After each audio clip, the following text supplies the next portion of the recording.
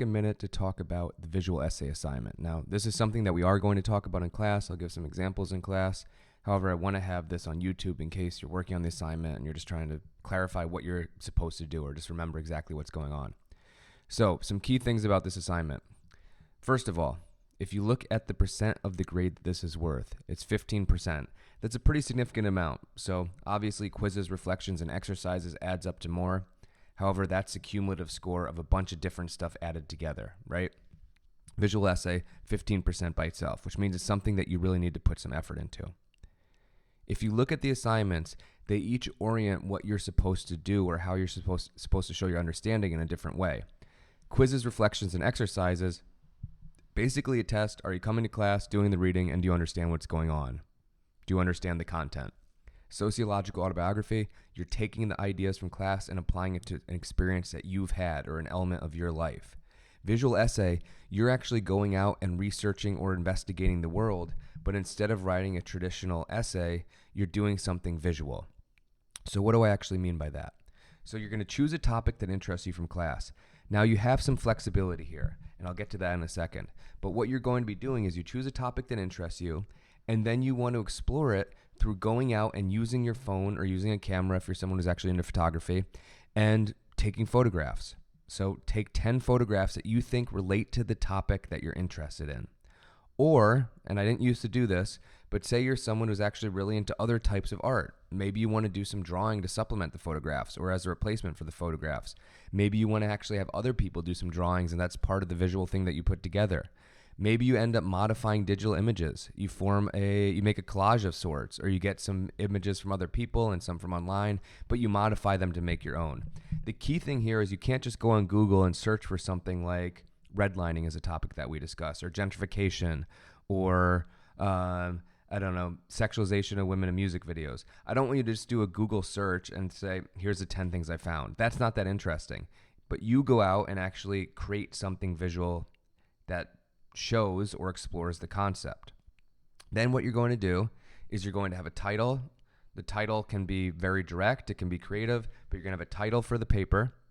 You're going to have the 10 photographs or 10 drawings or 10 images, right? So you're going to have 10 of this visual thing that you've created or gathered. You're going to have one paragraph explaining the concept you're exploring. Here's the topic I'm interested in, right? You say, well, I'm interested in the process of gentrification, which we talked about in class. Gentrification means X, and this is why I'm interested or how I understand it. Then you have a paragraph explaining how your pictures relate to the concept. Not a paragraph per picture. This is important, right? Instead, as a whole, here's the type of pictures that I took. Maybe you refer to a specific photo, but here's how they all relate to the concept. I took some photos of different businesses in different neighborhoods, or I took some photos of the school districts, or maybe I went on a site like Zillow that actually advertises real estate value and you took screenshots. That would count as creating an image, right? Maybe you make some maps, you do something visual, and you explain this second paragraph, here's the idea behind the pictures. Then the third paragraph is saying, okay, I've explained the topic, I've explained the visual images.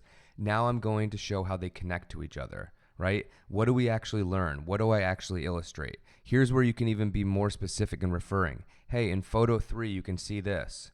Look, isn't that interesting? And here's why. Hopefully that explains the format well. Now, the other thing you might be asking yourself at this point is, what are the type of things that I actually might do for this assignment? So I know generally the format, I know the goal, but what am I actually supposed to do? The other thing I'll tell you is the rubric is posted on Brightspace as well. So if you want to know how you're being graded, take a look at that. So by the time that this is due, so the proposal for the visual essay is October 12th, and then the essay itself is due 2 weeks later on the 24th. We'll have covered a good amount of stuff, but not the whole class, obviously. So we'll talk about using your sociological imagination. We'll talk about different methodological approaches, but also knowing what we know. So if you're interested in how news stories present numbers, how they present different charts and graphs, that could be something you explore visually. That could be kind of cool. More likely, you'll look at things like culture, right? This very big and vague concept, which we'll go through in class, but how do we define the world around us? How do we understand the culture that we're part of? Maybe you want to explore a particular subculture. Maybe you want to look at religious communities that you or your family or people around you have been part of. But the other key one here is the idea of the presentation of self. This is all under this concept of symbolic interaction, which we talk about in class. This works very well for the visual assignment. How do we attach meaning to different objects? How do we show our identity through the way that we present ourselves? You could also explore concepts like success, so we'll get to that point by the time the essay is due. And the final thing that we'll talk about before the essay is due is parenting. Now, if you see something from later in the semester that you're very interested in, feel free to read ahead or ask me for advice and engage with one of these topics. It's a little bit more difficult because we would not have yet talked about it in class, but the readings are already on Brightspace. And if they're not on Brightspace yet, email me and say, hey, I really want to take a look at this. So say you want to do an essay around, like I mentioned before, gentrification or class and racial segregation that happens in the places that we live. That's a really good topic to explore, but we don't actually cover it until after this essay is due. Maybe you want to look at gender norms in the media, really good topic to explore visually. Maybe you want to look at hookup culture. Maybe you want to look at something like healthcare and fast food. All those are things that you could explore, but you have to actually do a little bit more work to move ahead by yourself.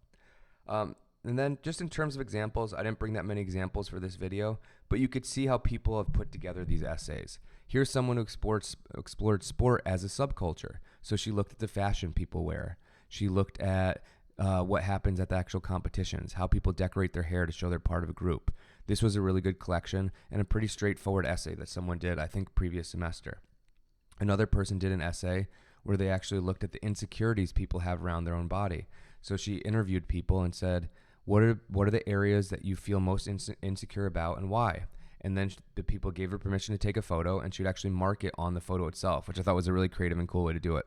The other thing she included was how do people then try to engage in the process of dealing with that insecurity, whether through makeup, whether through certain exercises, whether through wearing certain types of clothing, whether through hiding their body, right? So those are both examples of really good essays from the past. The thing that I'll say, and you can see it in both of these, is a narrower topic is better. So if you're interested in something like fashion, don't say that you're going to explore all of fashion. Focus on a specific thing. Maybe you just want to look at shoes. Maybe you want to look at how people dress for job interviews. Maybe you want to explore a new fashion trend that is popular in the last year, or how trends from the 80s are now and early 90s are now reemerging and being trendy. Or actually, it's probably even the late 90s, early 2000s at this point. So you could look at the cyclical nature of fashion, but focus on something narrow. Don't just focus on how people kind of present themselves when they go somewhere. Focus on a very specific thing. What does it mean to go out to a party? What are people trying to communicate? How do they communicate those things? Maybe you just want to focus on whether people wear necklaces or not, or jewelry, meaning behind that. Hopefully this is helping, right? And we're going to have a lot of conversations around this in class, but I just wanted to leave this video for you so you can always check back and say what is actually going on. Or if you want to get an early start on it, watch this video and you should be good to go.